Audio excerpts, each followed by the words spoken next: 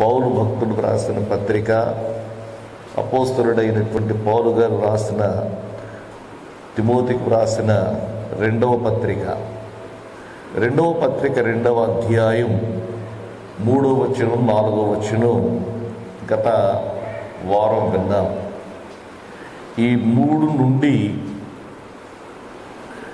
6వ వచనం వరకు మనం చదివితే విశ్వాసులు దేనితో పోల్చబడ్డారు అనేటువంటి మాటలు మనం చూస్తూ ఉన్నాం. నేను ఒక మాటలో చెప్పాలంటే 3 రంగాలను గురించి చెప్పాడు. ఒకటి యుద్ధ రంగం, రెండవది క్రీడా రంగం, మూడవది వ్యవసాయ రంగం. యుద్ధ రంగంలో ఉన్నటువంటి సైనికులతో విశ్వాసులు పోల్చబడ్డారు. దానిని గురించి గత వారం నేను మీకు తెలియజేశాను. మంచి సైనికునికి ఉండవలసినటువంటి లక్షణాలు ఏంటో నేను గత వారం చెప్పాను. ఈరోజు 5వ వచనాన్ని మనం చదువుకుందాం.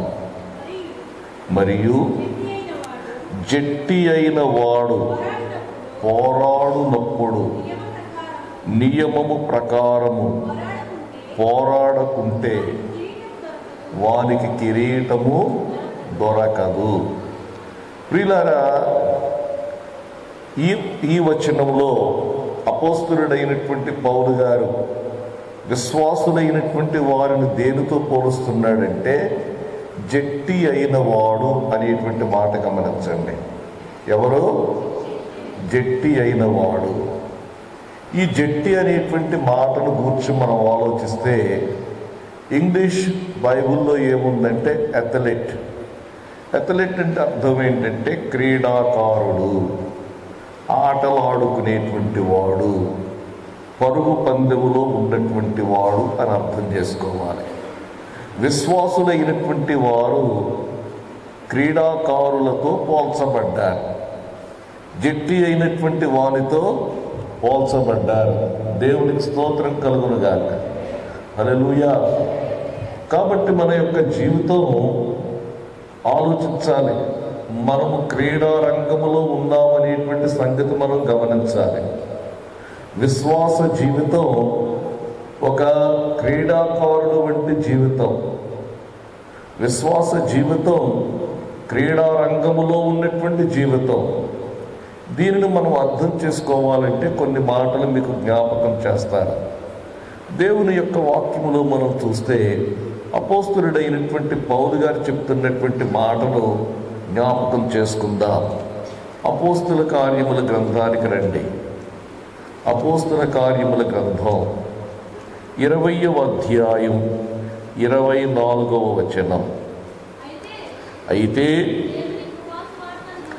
దేవుని కృపాసువార్తను గూర్చి సాక్ష్యమించుటయందు నా పరుగును నేను ప్రభువైన యేసు వలన పొందిన పరిచర్యను తుదముట్టింపవలనని నా ప్రాణమును నాకెంత మాత్రమును ప్రియమైనదిగా ఎంచుకొనుటలేదు. చాలండి. ఈ వచ్చిన భాగంలో అపోస్తలుడైనటువంటి పౌలు గారు ఒక మాట ఉపయోగించాడు. ఆ మాట ఏంటంటే పరుగు. ఏంటంటే పరుగు. విశ్వాస జీవితం అనేటువంటిది క్రీడారంగములో పరుగు వంటిది అని మనం అర్థం చేసుకోవాలి. మనం అందరం కూడా ఒక పరుగులో ఉన్నాం. పౌలు గారు ఏమంటున్నాడంటే నేను పరుగులో ఉన్నాను. ఏంటి ఆ పరుగు అంటే ఈ పరుగును తొదముట్టించాలని చెప్పి నా ప్రాణమును ఎంత మాత్రమును కూడా ప్రియమైనదిగా నేను ఎంచుకోలేదు. నా గురి, నా లక్ష్యం ఏంటంటే ఈ పరుగులో నేను విజేతను కావాలి, ఈ పరుగులో విజయం పొందాలి అనేటువంటి మాటను ఈ వాక్యంలో మనం చూస్తూ ఉన్నాం. రెండవ మాట జ్ఞాపకం చేస్తాను. తిమోతికి వ్రాసిన 2వ పత్రిక 4వ అధ్యాయం 7వ వచనం చూడండి. మంచి పోరాటము పోరాడి తిని. ఇక్కడ కూడా ఏమంటున్నాడు తెలుసా? నా విశ్వాస జీవితం ఎలాంటిదంటే ఒక పరుగు పందెం లాంటిది. నా పరుగు నేను తుదముట్టించాను, విశ్వాసమును కాపాడుకున్నాను అనేటువంటి మాట ఇక్కడ తెలియచేస్తా ఉన్నాడు. దేవునికి స్తోత్రం కలుగును గాక. హల్లెలూయా. నా పరుగు తుదముట్టించి తిని. కాబట్టి మనమంతా కూడా ఒక క్రీడాకారుడు ఎలాగైతే క్రీడారంగంలో ఉంటాడో అలాగే విశ్వాసులైనటువంటి వారంతా కూడా ఈ యొక్క క్రీడాకారుని పోలి ఉన్నారు, జట్టి అయినటువంటి వారిని పోలి ఉన్నారు అని మనం జ్ఞాపకం చేసుకోవాలి. హెబ్రీలకు రాసిన పత్రిక 12వ అధ్యాయానికి రండి. 12వ అధ్యాయమునకు వస్తే 1వ వచనం 2వ వచనం చదువుకుందాం. ఇంత గొప్ప సాక్షి సమూహము మేఘము వలె మనలను ఆవరించి ఉన్నందున మనము కూడా ప్రతి భారమును సులువుగా చిక్కులు పెట్టు పాపమును విడిచిపెట్టి విశ్వాసమును కర్తయు దానిని కొనసాగించువాడునైనా యేసు వైపు చూచుచు మన ఎదుట ఉంచబడిన పందెములో ఓపికతో పరుగెత్తుదుము. ఈ వచనంలో కూడా మనం చూస్తూ ఉన్నాం. మనము చూసేటువంటి వారం కాదు, మనము సాక్షి సమూహం కాదు. మనం ఎక్కడున్నామంటే క్రీడారంగంలో ఉన్నాం. మన చుట్టూ కూడా ఎవరున్నారంటే ఇంతకుముందు పరుగెత్తిన వారంతా ఉన్నారు. అది ఇంతకుముందు పరుగు పందెంలో పరుగెత్తినటువంటి వారంతా కూడా ఏం చేస్తున్నారంటే సాక్షి సమూహముగా ఉన్నారు. సాక్షులు అంటే అర్థం ఏంటంటే ఒక విషయాన్ని చూచేవాడిని సాక్షి అంటాం, ఒక విషయమును గురించి చెప్పేవాడిని సాక్షి అంటాం. ఈ సాక్షులు ఏం చేస్తున్నారంటే మేఘములాగా ఆవరించి ఉన్నారు. ఈ సాక్షులంతా కూడా పైనుండి చూస్తూ ఉన్నారు. ఈ సాక్షులంటే లోకములో ఉన్నటువంటి వారు కాదు, ఇంతకుముందు పరిగెత్తినటువంటి వారు. దేవునికి స్తోత్ర. 11వ అధ్యాయంలో చెప్పాడు కదా, విశ్వాస వీరులు. ఈ విశ్వాస వీరులంతా కూడా ఏంటో తెలుసా? సాక్షి సమూహం. ఈ సాక్షి సమూహం ఏం చేస్తున్నారంటే ఇప్పుడు పరిగెత్తుతున్నటువంటి వారిని చూస్తూ ఉన్నారు, ఇప్పుడు పందెములో ఉన్నటువంటి వారిని చూస్తూ ఉన్నారు. ఇప్పుడు పందెములో ఉన్న వారిని చూస్తూ వాళ్ళు ఏం చేస్తున్నారంటే ప్రోత్సహిస్తూ ఉన్నారు. దేవునికి స్తోత్ర.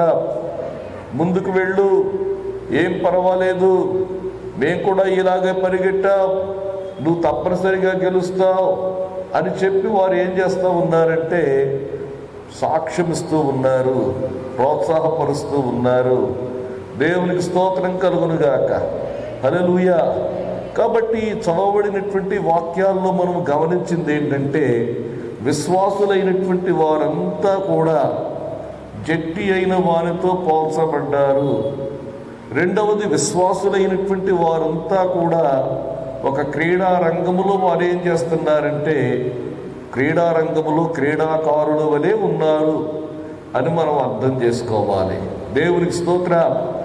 ఈ క్రీడాకారునికి ఉండవలసినటువంటి మనస్తత్వం గురించి చెప్తాను నేను. సాధారణంగా ఆటల పోటీకి వెళ్ళేటువంటి వాడి యొక్క మనస్తత్వం ఏంటో చెప్పండి. ఎందుకు ఆటల్లో పాల్గొంటారు చెప్పండి? అమ్మా, గెలవడం కోసం కదా. ఇదే కావాలి, మనం ఇదే మనస్తత్వంతో ఉండాలి. క్రీడాకారుడు సరదాగా వెళ్ళాను అని చెప్పకూడదు. క్రీడాకారుడు సరదాగా వెళ్ళాను అనేటువంటి మనసు ఉండకూడదు.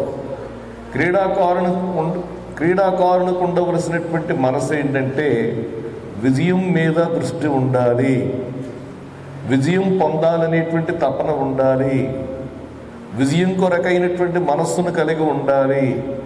దేవునికి స్తోత్రం కలుగునుగాక. మనం ఈ యొక్క పందెపు రంగంలో ఉన్నామేమో, ఈ పందెపు రంగంలో ఉన్నప్పుడు మనకు ఉండవలసినటువంటి మనసు ఏంటంటే, నేను తప్పనిసరిగా విజయం పొందాలి అనేటువంటి మనసు మనకు ఉండాలండి. దేవునికి స్తోత్రం కలుగునుగాక. చాలామంది మొదలు పెడతారు కానీ ముగించరు కదా. చాలామంది మొదలు పెడతారు, వారు ముగించరు. అయితే మనకు ఉండవలసింది ఏంటంటే, నేను ముగించాలి, నేను విజయం పొందాలి, విజయం కొరకు నేను పోరాడాలి, విజయం కొరకు నేను ముందుకు సాగాలి అనేటువంటి మనస్తత్వం మనకు కావాలండి. దేవునికి స్తోత్రం కలుగునుగాక. హల్లెలూయా. కాబట్టి క్రీడాకారునితో విశ్వాసుల యొక్క జీవితం పోల్చబడింది కాబట్టి కొన్ని మాటలు మీకు జ్ఞాపకం చేస్తాను. క్రీడాకారుడికి ఉండవలసినటువంటి లక్షణాలు కొన్ని మీకు తెలియచేస్తాను. దేవునికి స్తోత్రం కలుగునుగాక. హల్లెలూయా. అపోస్తలుడైనటువంటి పౌలు గారు ఈ విధంగా కొన్ని మాటలు చెప్పాడు. ఆ మాటలు గమనించండి. కొరింథీయులకు రాసిన మొదటి పత్రిక, కొరింథీయులకు రాసిన మొదటి పత్రిక 9వ అధ్యాయం 25వ వచనం చూడండి. మరియు పందెమందు పోరాడు ప్రతివాడు అన్ని విషయముల యందు మితముగా ఉండును. వారు క్షయమగు కిరీటమును పొందుటకు,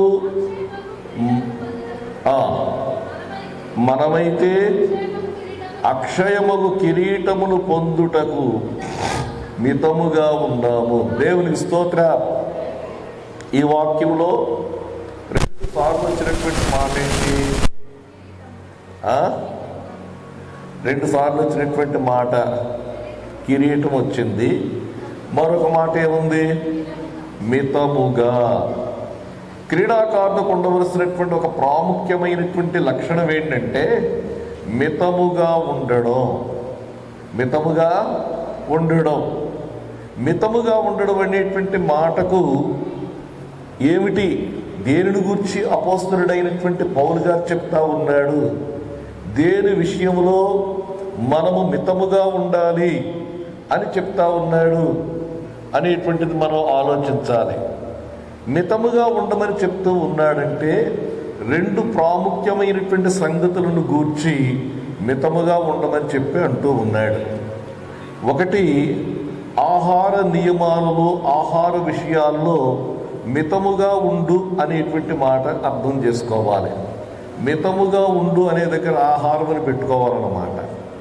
ఆహారం విషయంలో మితముగా ఉండాలి, అది ఇక్కడ చెప్తా ఉన్నది. నిజమే ప్రియులారా, ఈ లోకంలో మనం గమనించినట్లయితే విశ్వాస జీవితంలో ఉన్నటువంటి మనము ఆహార ప్రియులుగా మనం ఉండకూడదండి. భోజన ప్రియులుగా మనం ఉండకూడదు. అదేంటండి, భోజనం చెయ్యొద్దా? భోజనం చెయ్యాలి కానీ భోజన ప్రియులుగా ఉండొద్దు అనేటువంటి మాట నేను జ్ఞాపకం చేస్తూ ఉన్నాను. ఎలా చెప్తున్నారు ఈ మాట అని మీరు అనొచ్చు. తిండిబోతుతనం అనేటువంటిది కూడా ఒక పాపము. పోపు గ్రెగరీ అనేటువంటి ఆయన సులువుగా చిక్కులు పెట్టు 7 పాపములను గూర్చి చెప్పాడు. సులువుగా చిక్కులు పెట్టు 7 పాపములను గూర్చి చెబుతూ వాటిని మనం పాపము అని మనం తలంచాం, కానీ అవి కూడా పాపములని చెప్పి ఆ పోప్ గారు చెప్పాడు. నిద్రపోతుతనము, తిండిపోతుతనము, సోమరితనము, ఇలా కొన్ని ఆయన చెప్పుకొచ్చాడు. ఆయన చెప్పుకొచ్చినటువంటి వాటిలో తిండిపోతుతనం అనేటువంటిది కూడా ఒకటి ఉంది. కాబట్టి ఇక్కడ అపోస్తలుడైనటువంటి పౌలు గారు ఏం చెప్తున్నాడంటే మితముగా ఉండుము. దేవుని యొక్క వాక్యంలో కొన్ని మాటలు జ్ఞాపకం చేస్తాను నేను. పరిశుద్ధ గ్రంథం నుండి ఒక మాట నేను చదువుతాను. దేవునికి స్తోత్రం కలుగునుగాక. యెషయా గ్రంథం 56వ అధ్యాయం 11వ వచనం. కుక్కలు ఏం ఆతురపడతాయండి? కుక్కలు తిండికి ఆతురపడును. ఎంత తినను వాటికి తృప్తి లేదు. ప్రియులారా, ఇక్కడ కుక్కలను పోల్చి చెప్తా ఉన్నాడు. కుక్కలు ఏం చేస్తాయంట? ఎక్కడ కరుచుకుంటాయి చెప్పండి? మీరు కొంత తినేసిన ఆహారం బయట పడేసారు అనుకోండి, 10 కుక్కలు వచ్చాయి అనుకోండి, ఒకదానికొకటి కరుచుకుంటాయి లేవో చెప్పండి? అవునా కాదా? ఒకదానికొకటి కరుచుకుంటాయి. కుక్కలు తిండికి ఆతురపడును, ఎంత తినను వాటికి తృప్తి లేదు. ఆ తర్వాత అంటాడు, ఒకడు తప్పకుండా అందరూ స్వప్రయోజనమే విచారించుకుంది. నేను ముందు తినేసి వెళ్ళిపోవాలి, నేను ముందు తినేసి వెళ్ళిపోవాలి, నేను ముందు తినేసి వెళ్ళిపోవాలి అనుకుంటాను. చూసారా? ఇదన్నమాట. దేవునికి స్తోత్రం కలుగును గాక. హల్లెలూయా. కాబట్టి ఇక్కడ దేవుని యొక్క వాక్యములో మనం చూస్తూ ఉన్నాం. ఇక్కడ ఏమంటూ ఉన్నాడంటే, క్రీడాకారుడైనటువంటి వాడు మితముగా ఉండాలి.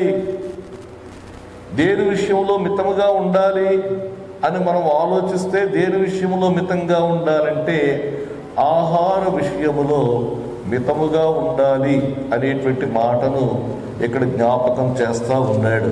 దేవునికి స్తోత్రం కలుగును గాక. హల్లెలూయా. కాబట్టి దేవుని యొక్క వాక్యములో మరొక మాట జ్ఞాపకం చేస్తాను. రోమాపత్రిక 14వ అధ్యాయానికి రండి. రోమాపత్రిక 14వ అధ్యాయం 20వ వచనం చదవండి. భోజనము నిమిత్తము దేవుని పనిని పాడు చేయకుడి. అంటే భోజనం ఇంపార్టెంట్ కాదు, దేవుని పని జరగడం అనేటువంటిది ప్రాముఖ్యమైనటువంటి సంగతి. భోజనము నిమిత్తము దేవుని పనిని పాడు చేయకుడి. 17వ వచనం చూడండి. దేవుని రాజ్యము భోజనమును పానమును కాదు గాని నీతియు సమాధానమును పరిశుద్ధాత్మయందలి ఆనందమునయ్యున్నది. భోజనము పానము కాదు గాని నీతియు సమాధానమును పరిశుద్ధాత్మయందలి ఆనందమునయ్యున్నది. దేవునికి స్తోత్రం కలుగును గాక. హల్లెలూయా. దేవుని యొక్క వాక్యములు మనం గమనిస్తే యాషావును గూర్చి మనం ఆలోచిస్తాం. యాషావును గూర్చి మనం ఆలోచిస్తే, ఏషావు తన యొక్క జ్యేష్ఠత్వపు హక్కును అమ్మివేసుకొనడానికి గల కారణం ఏమిటో మనం చదువుతాం. హెబ్రీలకు రాసిన పత్రిక 12వ అధ్యాయం 16వ వచనం చూడండి. ఒక్క పూట కూటి కొరకు తన జ్యేష్ఠత్వపు హక్కును అమ్మివేసిన ఏషావు వంటి భ్రష్టుడైనను వ్యభిచారి అయినను ఉండునేమో అనియు జాగ్రత్తగా చూసుకొనుడి. ఏషావును గూర్చి ఇక్కడ మనం చూస్తూ ఉన్నాం. యాషావును గూర్చి ఇక్కడ మనం చూస్తూ ఉంటే, యాషావును గూర్చి మనకు తెలియచేయబడినటువంటి మాటను గమనిస్తూ ఉన్నాం. యాషావు ఒక్క పూట కూటి కొరకు ఏం చేశాడంటే, తన జ్యేష్ఠత్వ హక్కును అమ్మివేసుకున్నాడు. ఎందుకు? నేను చావబోతున్నాను కదా, ఈ జ్యేష్ఠత్వపు హక్కు నాకెందుకు? నేను చావబోతున్నాను కదా, ఈ జ్యేష్ఠత్వపు హక్కు వల్ల నాకేం దొరుకుతుంది? ముందు ప్రాణం నిలబెట్టుకోవడం కావాలి, ముందు ప్రాణం నిలబెట్టుకోవడం కావాలి. కాబట్టి అతడు చేసినటువంటి పని ఏంటంటే, ఆహారము కొరకు తన జ్యేష్ఠత్వ హక్కును అమ్మివేసుకున్నాడు. ఆధ్యాత్మిక విలువలు కలిగినటువంటి జ్యేష్ఠత్వ హక్కును గడ్డి పరకలా చూశాడు. శాశ్వత విలువలు కలిగినటువంటి జ్యేష్ఠత్వ హక్కును గడ్డి పరకలా చూసి ఒక్క పూట కూటి కొరకు ఏం చేశాడంటే ఆ జ్యేష్ఠత్వ హక్కును అమ్మివేసుకున్నాడు అనేటువంటి మాటను మనం చూస్తూ ఉన్నాం. ప్రియులారా, దేవుని ప్రజలైనటువంటి ఇశ్రాయేలీయులను మనం జ్ఞాపకం చేసుకుంటే, ఇశ్రాయేలీయులు వారు దేని నిమిత్తమై సణిగారంటే వారు తిండి నిమిత్తమై సణిగినట్లుగా వాక్యములో మనం చూస్తాం. సంఖ్యాకాండం గ్రంథానికి వచ్చినట్లయితే ఈ మాటలు మనం గమనిస్తాం. సంఖ్యాకాండం గ్రంథం 11వ అధ్యాయములో మనం చూస్తే ఈ మాటలు 4వ వచనం చూడండి. వారి మధ్యనున్న మిశ్రిత జనము మాంసాపేక్ష అధికముగా కనుపరచగా ఇశ్రాయేలీయులను మరలా ఏడ్చి ఐగుప్తులు మేము ఉచితముగా తినిన చేపలను, కీరకాయలను, దోసకాయలను, కూరాకులను, ఉల్లిపాయలను, తెల్లగడ్డలను జ్ఞాపకమునకు వచ్చుచున్నవే. ఇప్పుడు మా ప్రాణము సొమ్మసిల్లేను. చూడండి వాళ్ళు ఏం చేస్తున్నారు చూసారా? ఇక్కడ వారు సణుక్కుంటూ ఉన్నారు. వాళ్ళకి జ్ఞాపకం వస్తున్న ఏంటో తెలుసా? దేవుని యొక్క కార్యాలు జ్ఞాపకం రావడం లేదు. దేవుడు వారిని ఏ విధంగా ఐగుప్తు దాస్యము నుండి విడిపించాడు అనేటువంటి సంగతులు వారు జ్ఞాపకం చేసుకునడం లేదు. కానీ వారు జ్ఞాపకం చేసుకుంటున్నటువంటి సంగతులు ఏంటంటే, ఐగుప్తులో ఉన్నప్పుడు వారు తిన్న మాంసము వారి జ్ఞాపకం వచ్చింది. ఐగుప్తులో తిన్న చేపలు వారికి జ్ఞాపకానికి వచ్చాయి.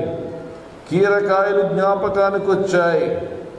ఇవన్నీ కూడా మరి వారికి జ్ఞాపకము వచ్చినట్లుగా మనం చూస్తూ ఉన్నాం.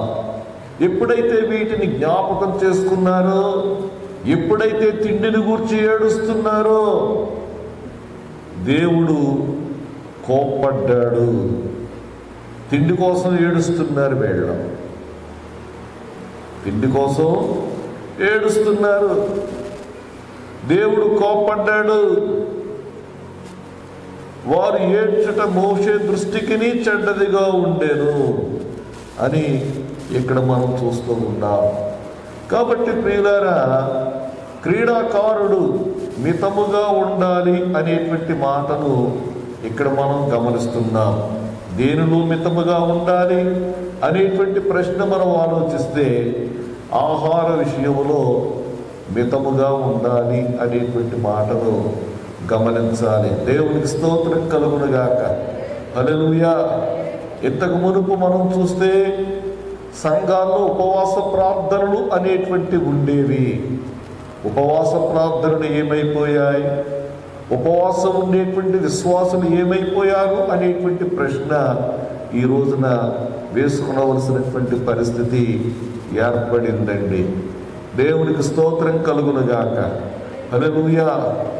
ఆహార సమస్య. ఈ ఆహారం ఏం చేస్తుందంటే శరీరం బరువెక్కినట్లుగా చేస్తుంది. ఈ శరీరం బరువెక్కినటువంటి వారు ముందుకు వెళ్ళలేరు కదా. దేవుని యొక్క వాక్యములో ఉంది, మనము పందెపు రంగములో ఉన్నాము కాబట్టి ప్రతి భారమును విడిచిపెట్టి వెళ్ళాలని చెప్పాడు. ప్రతి భారము అనగా పెద్ద పెద్ద బరువులు అన్నమాట. ఈ పెద్ద పెద్ద బరువులన్నీ కూడా తొలగించుకొని మనం ఈ యొక్క పందెపు రంగములో ముందుకు వెళ్ళాలి అని జ్ఞాపకం చేస్తూ ఉన్నాను నేను. దేవునికి స్తోత్రం కలుగునుగాక. హల్లెలూయా, హల్లెలూయా. మొదటిది జ్ఞాపకం చేశాను కదా, క్రీడాకారుడికి ఉండవలసినటువంటి లక్షణం ఏంటంటే క్రీడాకారుడు మితముగా ఉండాలి.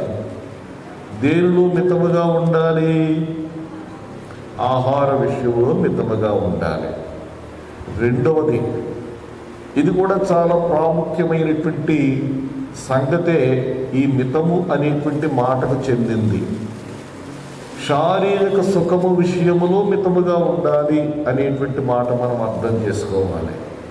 దేవునికి స్తోత్రం కలుగునుగాక. హల్లెలూయా. దీనిలో మనం మితముగా ఉండాలి అని దేవుని వాక్యం తెలియచేస్తూ ఉంది. దేవుని యొక్క వాక్యములో నుండి 1-2 మాటలు జ్ఞాపకం చేసుకుందాం. తిమోతికి వ్రాసిన 2వ పత్రిక, తిమోతికి వ్రాసిన 2వ పత్రిక 3వ అధ్యాయం 4వ వచనం చూడండి. ద్రోహులు, మూర్ఖులు, గర్వాంధులు దేవుని కంటే సుఖానుభవమును ఎక్కువగా ప్రేమించువారు. ఈ మాట గమనించండి. దేవుని కంటే సుఖానుభవమును ఎక్కువగా ప్రేమించువారు. ఏ సుఖానుభవము అనేటువంటి చెప్పబడలేదు కదా. ఈ సుఖానుభవము అనేటువంటి మాటకు మనం ముందు ఏం పెట్టుకోవాలంటే శారీరక సుఖానుభవమును ఎక్కువగా ప్రేమించువారు అని మనం అర్థం చేసుకోవాలి. దేవుని ప్రేమించడం కంటే కూడా శారీరకమైనటువంటి సుఖమును ఎక్కువగా ప్రేమించేటువంటి ప్రజలు ఈ యొక్క అంత్యకాలములలో ఉంటారని చెప్పి దేవుని యొక్క వాక్యములో మనం చూస్తూ ఉన్నాం. కాబట్టి ప్రియులారా గమనించండి, దీనినే మితముగా ఉండమని చెప్పాడు కదా. ఆహార విషయాల్లో, శారీరక సుఖ విషయాల్లో మితముగా ఉండాలి అనేటువంటిది మనం అర్థం చేసుకోవాలి. దేవునికి స్తోత్రం కలుగునుగాక. కాబట్టి క్రీడాకారుడికి ఉండవలసినటువంటి ఒక లక్షణం చెప్పాను నేను. క్రీడాకారుడు ఎలాగుండాలి? మితముగా ఉండాలి. దేవునికి స్తోత్రం కలుగునుగాక. 2వ లక్షణం చెప్తాను నేను. క్రీడాకారునికి ఉండవలసినటువంటి 2వ లక్షణం ఏంటంటే శరీరమును తన స్వాధీనములో ఉంచుకోవాలి. శరీరాన్ని ఏం చేసుకోవాలి? శరీరము యొక్క స్వాధీనములోనికి ఇతడు వెళ్ళకూడదు. శరీరము యొక్క స్వాధీనములోనికి ఇతడు వెళ్ళకూడదు, కానీ శరీరము ఇతని యొక్క స్వాధీనములో ఉండాలి. దేవునికి స్తోత్రం కలుగునుగాక. కొరింథీయులకు రాసిన 1వ పత్రిక 9వ అధ్యాయానికి రండి. 9వ అధ్యాయానికి వస్తే ఈ మాటలు 27వ వచనములో మనం చూస్తాం.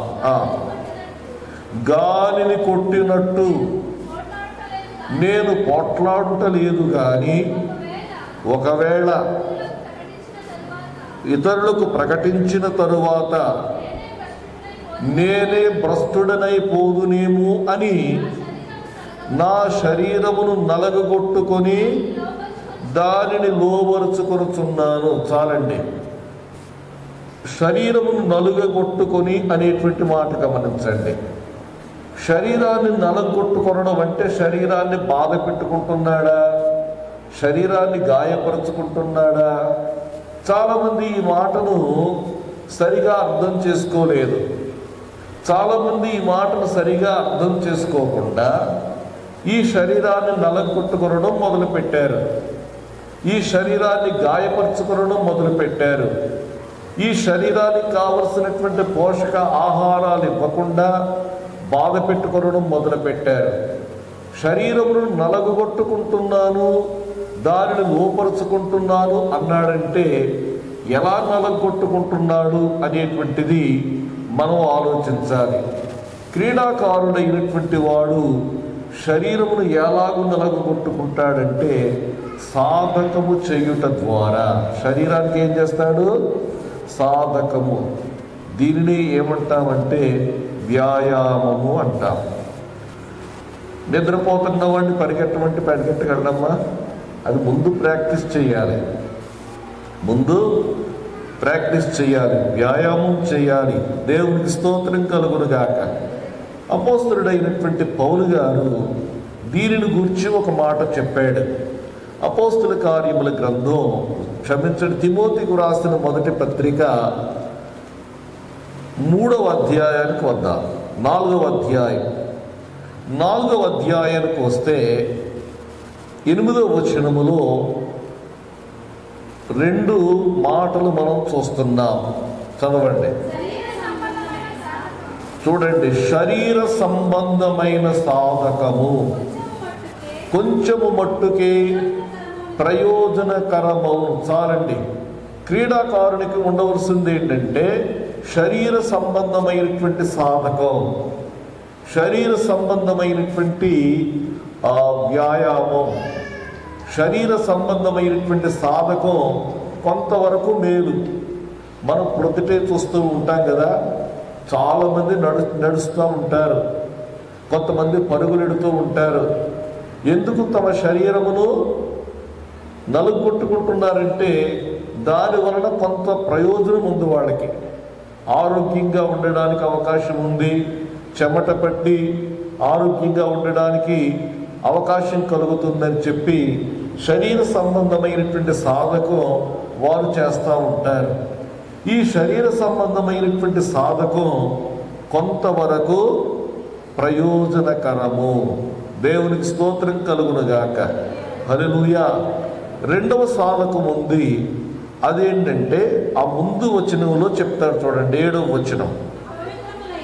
అపవిత్రములైన ముసలమ్మ ముచ్చటలను విసర్జించి, చూడండి, దేవభక్తి విషయములో నీకు నీవే సాధకము చేసుకొను. దేవభక్తి విషయములో నీకు నీవే సాధకము చేసుకొనుము. ఇప్పుడు 8వ వచనములు అంటాడు. చూడండి. గాని దైవభక్తి ఇప్పటి జీవము విషయములోను రాబో జీవము విషయములోను వాగ్దానముతో కూడినదైనందున అది అన్ని విషయాల్లో ప్రయోజనకరమవును. దేవునికి స్తోత్రం కలుగునుగాక. హల్లెలూయా. 2 విధాలైనటువంటి సాధకాలను గురించి చెప్పాడు. 2 విధాలైనటువంటి వ్యాయామములను గురించి చెప్పాడు. ఒక వ్యాయామమేమో ఏంటది? శరీర సంబంధమైన సాధకం, శరీర సంబంధమైనటువంటి వ్యాయామం. 2వది ఏంటంటే దైవభక్తి సాధకం. ఈ భక్తి సంబంధమైనటువంటి సాధకం, దైవభక్తిని మనం ఏం చేయాలంటే సాధకము చేయాలి. దేవుని స్తోత్ర. దైవభక్తిని ఏం చేయాలి? వ్యాయామంగా చేయాలి. దైవభక్తి యొక్క సాధకం మనకు అన్ని విషయాల్లో కూడా ప్రయోజనం అవుతుంది. దేవునికి స్తోత్రం కలుగునుగాక. అంటే దైవభక్తిని సాధకం చేయడం అంటే ఏమిటి? ఇది మనం ఆలోచించాలండి. దైవభక్తిని సాధకం చేయడం అంటే ఒక అర్థం చెప్తాను, జాగ్రత్తగా వినండి. దైవభక్తిని సాధకము చేయడం అనగా మన యొక్క విశ్వాసాన్ని మనము ఆచరణలో పెట్టడం. దేవుని స్తోత్ర. మన యొక్క విశ్వాసం, దేవుని యొక్క వాక్యం, విశ్వాసాన్ని మాటలతో చెప్పుకోవడం కాదు, విశ్వాసమును ఆచరణలో పెట్టాలి. దేవునికి స్తోత్రం కలుగునుగాక. విశ్వాసాన్ని ఆచరించాలి. మనం చెప్పేటువంటి మాటలు మాటలుగా ఉండకూడదు, కానీ వాటి ప్రకారంగా మనం జీవించాలి. మనం వాక్యం వినేవారిగా మాత్రమే ఉండకూడదు. విన్న వాక్యాన్ని మనం ఏం చేయాలంటే మనము ఆచరణలో పెట్టాలి అని మనం గమనించాలి. దేవునికి స్తోత్రం కలుగునుగాక. హల్లెలూయా. దైవభక్తి అన్ని విషయాల్లో సాధకమైనది కాబట్టి క్రీడాకారునికి ఉండవలసినటువంటి 2వ లక్షణం చెప్పాను నేను. క్రీడాకారునికి ఉండవలసినటువంటి 2వ లక్షణం ఏంటంటే సాధకము. ఏంటంటే సాధకం. మొదటిది ఏం చెప్పాం? మితముగా ఉండాలని చెప్పాను. 2వది సాధకం చేయాలని చెప్పాను. 3వది చెప్తాను చూడండి. 3వది ఏంటంటే గురి ఉండాలి. ఏముండాలి? గురి ఉండాలి. ఇక్కడ అపోస్తలుడైనటువంటి పౌలు గారు ఒక మాట అంటూ ఉన్నాడు చూడండి. పౌలు గారు అంటున్నటువంటి మాట మొదటి కొరింథీ పత్రిక 9వ అధ్యాయానికి వస్తే ఆ మాటలు మనం చూస్తూ ఉన్నాం. 9వ అధ్యాయంలో మనం చూస్తే చదవండి అమ్మా. కాబట్టి నేను గురి చూడని వాని వలె పరుగెత్తువాడను కాను. దేవునికి స్తోత్రం కలుగును గాక. నేను గురి చూడని వాని వలె పరుగెత్తువాడను కాను. పరుగెత్తే వానికి ఒక గురి ఉంటుంది. దేవునికి స్తోత్రం కలుగును గాక. హల్లెలూయా. పరుగెత్తే వాని యొక్క గురి ఏంటంటే కిరీటం పొందాలి. లేక పరిగెత్తే వారి యొక్క గురి ఏంటంటే గమ్యం చేరాలి, కిరీటం పొందాలి, విజయం పొందాలి అనేటువంటిది వారి యొక్క గురిగా ఉంటుంది. ఈ గురిని తప్పించడానికి సాతాను అనేకమైనటువంటి ప్రయత్నాలు చేస్తాడు. మన గురి తప్పాలని, మనం ముందుకు వెళ్లకుండా ఉండాలని సాతాను ఏం చేస్తుంటాడంటే ప్రయత్నం చేస్తూ ఉంటాడు. ఎప్పుడైతే మన గురి తప్పిందో మనం ముందుకు వెళ్ళలేము. మీకు ఒక ఉదాహరణ చెప్తాను. నేను ఒకసారి విన్నాను ఒక చిన్న ఉదాహరణ. పరుగు పందెంలో చాలా బాగా పరిగెత్తగలిగినటువంటి ఒక వ్యక్తి ఉన్నాడటండి. పందెపు రంగంలో ప్రవేశించాడు. ఆ వ్యక్తి వెనుక మరొక వ్యక్తి పరిగెడుతూ ఉన్నారు. వెనకాల పరిగెడుతున్నటువంటి వ్యక్తి ముందుకు వెళ్ళాలంటే ముందు పరిగెడుతున్నటువంటి వ్యక్తి యొక్క గురి మరల్చాలి. ఈ వెనకాల పరిగెత్తేటువంటి వ్యక్తి ఏం చేశాడంటే తన జేబులో 3 బంగారపు సుద్దలు వేసుకున్నాడంట. 3 బంగారపు సుద్దలు వేసుకుని పరుగెడుతూ ఉన్నారు. మొదటి రౌండ్ పరిగెత్తిన తర్వాత ఈ వెనకాల ఉన్నటువంటి వ్యక్తి ఏం చేశాడంటే ఒక సుద్దలాగా విసిరాడు. ఈ సుద్దను విసిరేటప్పటికీ ఆ ముందు పరిగెడుతున్న వాని యొక్క దృష్టి మరల్చబడింది. దృష్టి మరల్చబడి దాని వైపు చూసి దానిని అందుకోవాలనుకునేటువంటి ఆ సమయంలో వెనకాల పరిగెడుతున్నటువంటి వ్యక్తి కొంత ముందుకు రాగలిగాడు. అలాగే జరుగుతూ ఉంది పందెం. రెండవ రౌండ్ వచ్చింది. రెండవ రౌండ్లో కూడా ఈ బంగారపు సుద్దలు తెచ్చుకున్నటువంటి వ్యక్తి కొంత వెనకాల ఉన్నాడు. అయితే రెండవ రౌండ్లో ఏం చేశాడంటే మరొక సుద్ద వేశాడంట. మరొక సుద్ద వేసిన తర్వాత మరలా వెళుతూ ఉన్నారు. మరొకంత ముందుకు వెళ్ళాడు. మూడవ రౌండ్ జరుగుతూ ఉంది. మరొక సుద్ద వేశాడు. ముందు పెడుతున్నటువంటి వ్యక్తి యొక్క గురి మరల్చబడింది. ఈ వెనుక ఉన్నటువంటి వ్యక్తి ముందుకు వెళ్ళి బాగా ముందుకు అధిగమించి విజయాన్ని సాధించాడట. ఇతడు ఓడిపోవడానికి గల కారణం ఏంటి చెప్పండి? దృష్టి మరల్చబడింది. దృష్టి ఏమైంది? మరల్చబడింది. కాబట్టి దృష్టి మరల్చబడకుండా మన దృష్టి ఎప్పుడు ఎక్కడుండాలి, దేని మీద ఉండాలి అనేటువంటిది మనం ఆలోచించాలి. దేవునికి స్తోత్రం కలుగునుగాక. ఇక్కడ ఈ మాట మనం చదువుకుందాం. హెబ్రీలకు రాసిన పత్రిక 12వ అధ్యాయం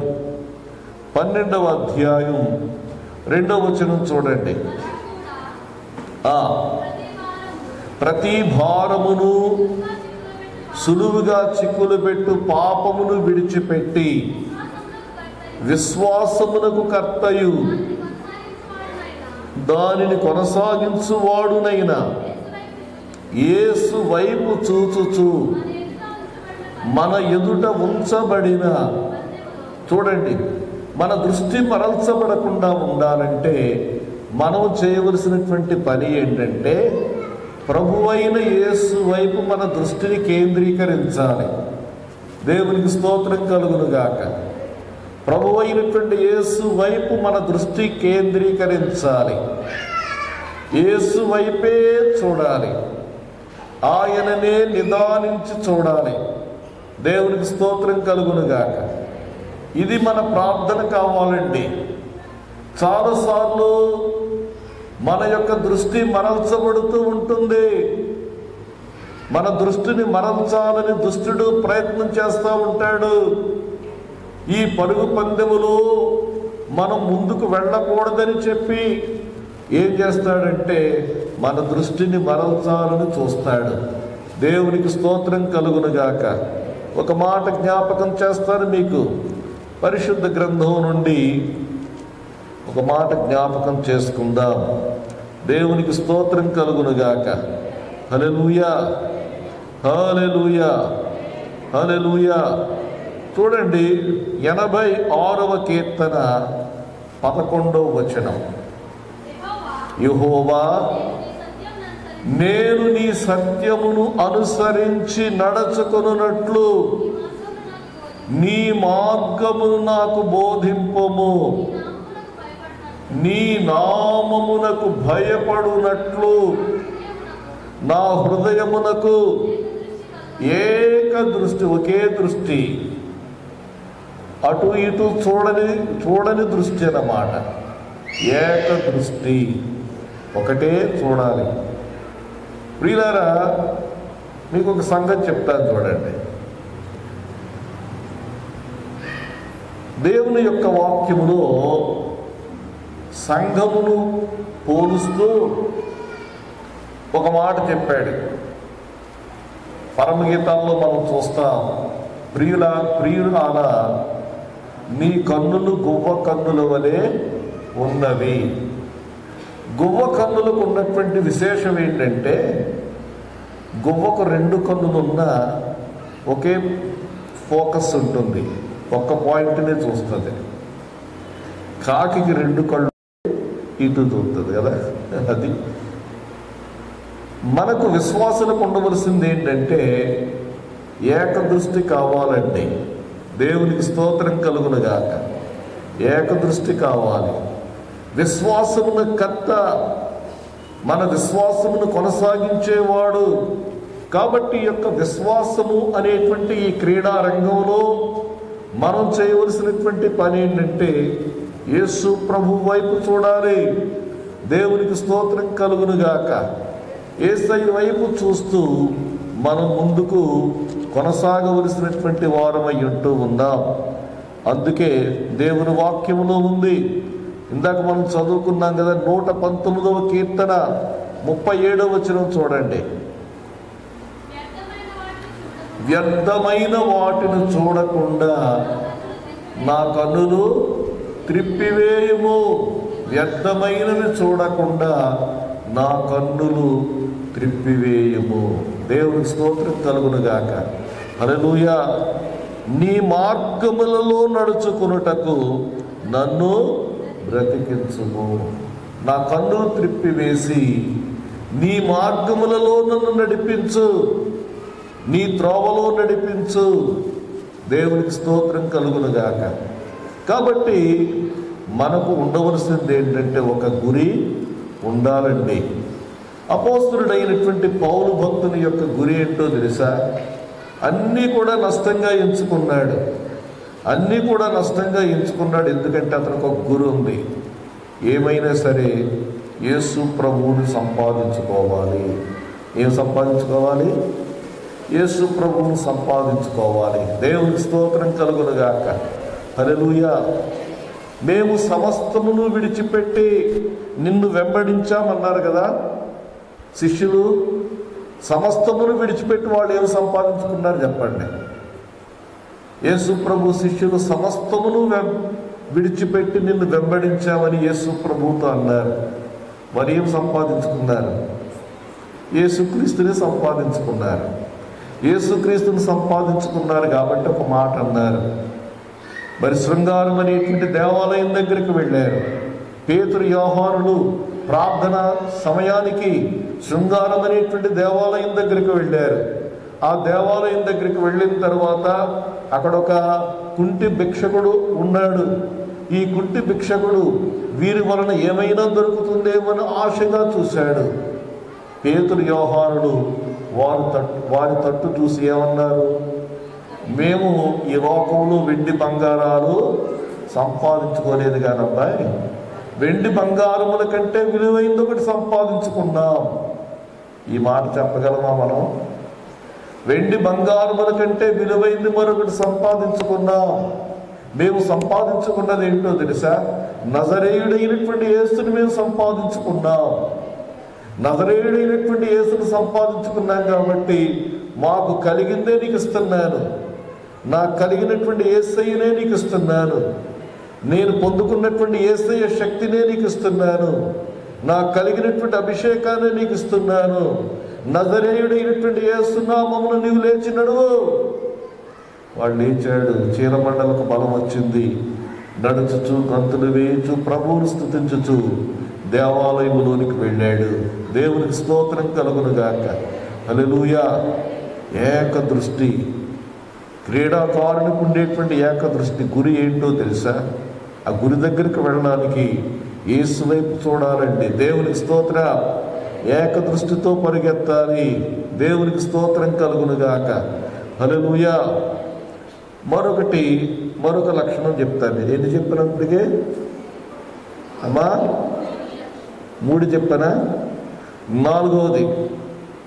4వ లక్షణం ఏంటంటే నియమం ప్రకారం పోరాడాలి. ఎలా పోరాడాలి? నియమము ప్రకారం పోరాడాలి. ఇక్కడ మనం చూద్దాం రండి. తిమోతికి రాసిన 2వ పత్రికకు రండి. 2వ పత్రిక 5వ వచనం. మరియు జట్టి అయిన వాడు పోరాడునప్పుడు నియమము ప్రకారము పోరాడకుంటే వానికి కిరీటము దొరకదు. దేవునికి స్తోత్రం కలుగునుగాక. హల్లెలూయా. ఎలా పోరాడాలమ్మా? నియమం ప్రకారం పోరాడాలి. నియమం తప్పాడు అనుకోండి, గెలిచినా ప్రైజ్ ఇవ్వరు కదా. నియమం తప్పితే గెలిచినా ప్రైజ్ ఇవ్వరు. ఒకసారి ఒలింపిక్స్ గేమ్స్ జరుగుతున్నాయి. ఆ ఒలింపిక్ గేమ్స్లో అందరికంటే వేగముగా పరిగెత్తగలిగినటువంటి క్రీడాకారుడు ఎవరంటే బెన్ జాన్సన్. ఈ బెన్ జాన్సన్ అనేటువంటి వాడు పరిగెత్తాడు. పరిగెత్తిన తర్వాత పతకం కూడా అతనికి లభించింది. పతకం లభించిన తర్వాత అతని మీద ఒక అభియోగం వచ్చింది. ఏంటంటే అతడు నియమం తప్పాడని. నియమం తప్పాడని అభియోగం వచ్చిన తర్వాత పరీక్ష చేశారు. పరీక్ష చేస్తే నియమం తప్పాడని తెలిసిపోయింది. నియమం తప్పాడని తెలిసిన తర్వాత ఇచ్చిన పథకాన్ని ఏం చేశారు? వెనక్కి తీసుకున్నారు. జరిగిన సంఘటన అది. కాబట్టి ఇక్కడ మనం ఒకటి గమనించాలి. విశ్వాస జీవితంలో ఈ పరుగు పందెములో, ఈ క్రీడా రంగంలో మనం ఉన్నాం కాబట్టి మనకి ఏ నియమము లేదా? ఉన్నాయా లేవా? ఉన్నాయి కదా. ఏ నియమం ఉంది? ఇప్పుడు కొన్ని మాటలు మీకు చెప్తాను నేను. ఈ నియమం ప్రకారంగా మనం పరిగెత్తుతున్నామా? ఈ నియమం ప్రకారం ఈ రంగంలో మనం ఉన్నామా అనేటువంటిది మనం ఆలోచించుకోవాలి. మొదటి మాట క్రీస్తు నియమము. ఏ నియమం ఇది? క్రీస్తు నియమము. గలతీ పత్రిక 6వ అధ్యాయం 2వ వచనం చూడండి.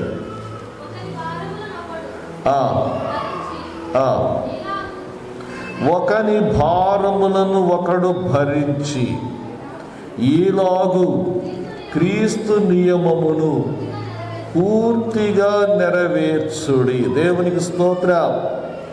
ఒకని భారములు ఒకడు భరించుచు ఈలాగు క్రీస్తు నియమమును పూర్తిగా నెరవేర్చుడి. ఏంటిది క్రీస్తు నియమం అంటే? క్రీస్తు నియమము ప్రేమ నియమం. క్రీస్తు మనలను ప్రేమించి మన భారములన్నీ కూడా తనపై వేసుకున్నాడు కదా. మన ప్రతి భారము కూడా ఆయనపై వేసుకున్నాడు. నా కాడి సులువు, నా భారము తేలిక, నా కాడి ఎత్తి నా మీద నేర్చుకొనుడి, నా యొద్ద నేర్చుకొనుడి. ప్రభు అయినటువంటి యేసయ్య ఎలాగైతే మన భారములన్నీ కూడా భరించారో, విశ్వాసులంగా ఒకరి భారములు మరొకరు భరించాలనేటువంటి మాట, ఈ మాట గమనించండి. మన భారం మనమే మోసుకోలేకపోతున్నాడు, ఇంకొకటి వారం నేను ఎక్కడ మోయగలనండి అంటారా? నీ వారం నువ్వు మోయలేదు కదా, యేసు ప్రభు మీద వేసావు కదా.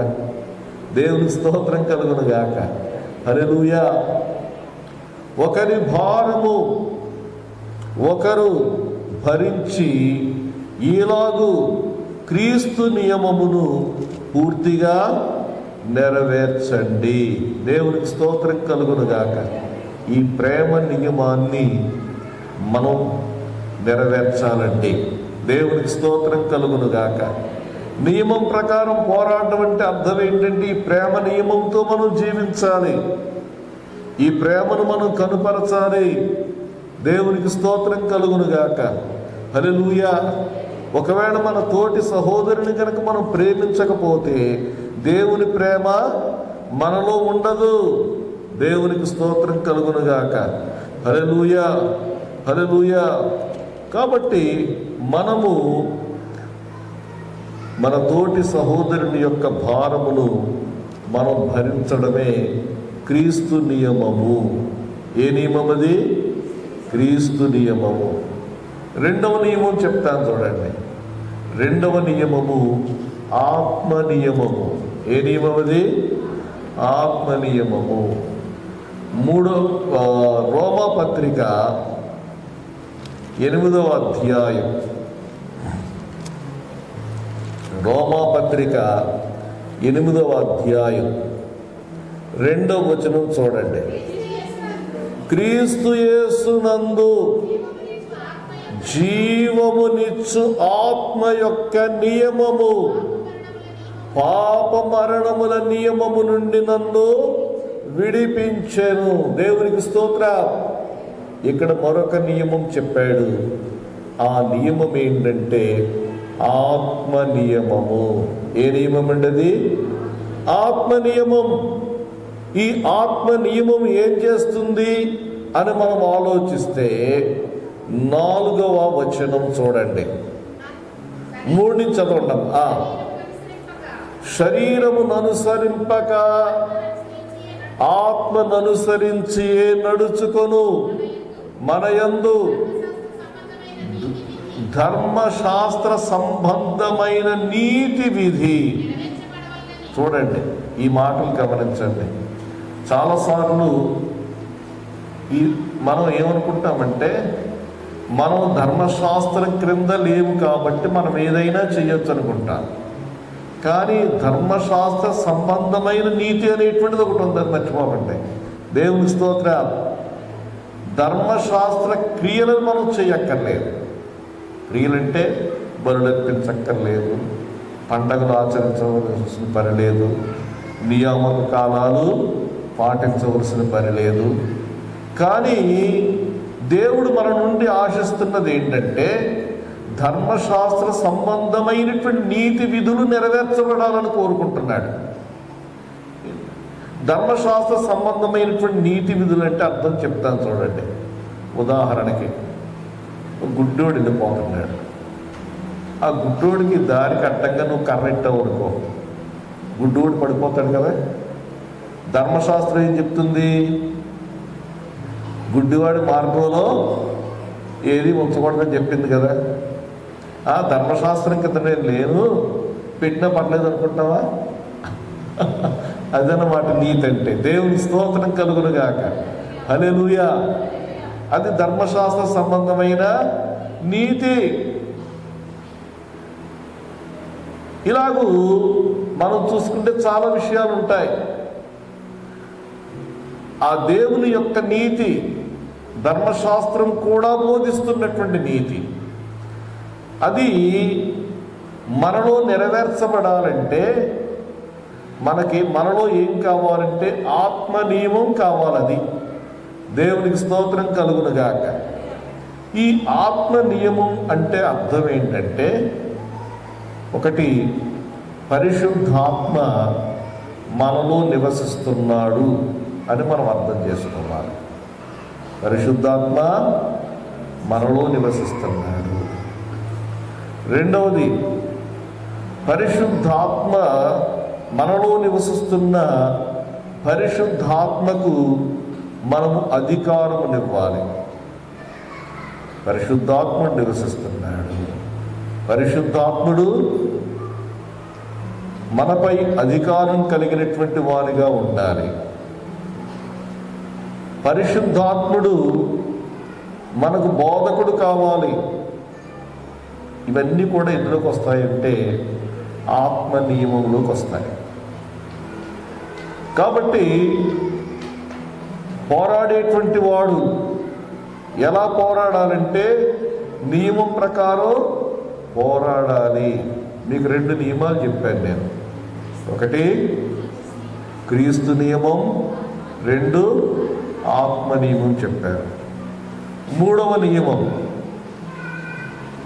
స్వాతంత్ర్యమునిచ్చు సంపూర్ణ నియమం. ఇదేది? ఏ నియమం ఇది? స్వాతంత్ర్యమునిచ్చు సంపూర్ణ నియమం. యాకోబు పత్రికలో ఈ మాట మనం చూస్తాం. 1వ అధ్యాయం 25వ వచనం. అయితే ఈ స్వాతంత్ర్యమునిచ్చు సంపూర్ణమైన నియమము. చూడండి, ఇంతకుముందు ఒకసారి ఈ వాక్యం మీద మీతో చెప్పాను నేను. స్వాతంత్ర్యమునిచ్చు సంపూర్ణమైనటువంటి నియమము. వేరొక నియమం ఉంది, ధర్మశాస్త్ర నియమము దాస్యములో ఉంచింది. మరొక నియమం ఉంది. ఆ నియమం ఏమిటనగా, ఆ నియమము స్వాతంత్ర్యమునిచ్చిన నియమం. ఆ నియమము సువార్త నియమం. ఆ నియమము దేవుని యొక్క వాక్య నియమం. ఇది ఏం చేస్తుందంటే మనకు స్వాతంత్ర్యాన్ని ఇచ్చింది. దేవునికి స్తోత్రం కలుగునుగాక. ఈ నియమంలో మనము తేరి చూచి నిలిచి ఉండి విని మరచిపోకుండా క్రియ చేస్తే ధన్యులమవుతామనేటువంటి మాట మనం చూస్తూ ఉన్నాం. దేవునికి స్తోత్రం కలుగునుగాక. 4వ నియమం రోమా పత్రిక 7వ అధ్యాయం. రోమా పత్రిక 7వ అధ్యాయంలో ఈ మాటలు మనం చూస్తున్నాం. 25వ వచనం చూడండి. మన ప్రభు అయిన యేసుక్రీస్తు ద్వారా దేవునికి కృతజ్ఞతాస్తుతులు చెల్లించుచున్నాను.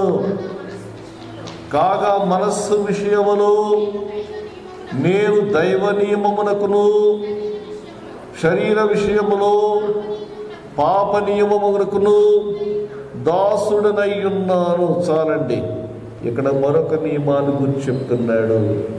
ఈ నియమము దైవ నియమం. దైవ నియమం మన మనస్సులో ఉండాలి. ఆదికాండం గ్రంథం 26వ అధ్యాయం. ఆదికాండం గ్రంథం 26వ అధ్యాయం 5వ వచనం చూడండి.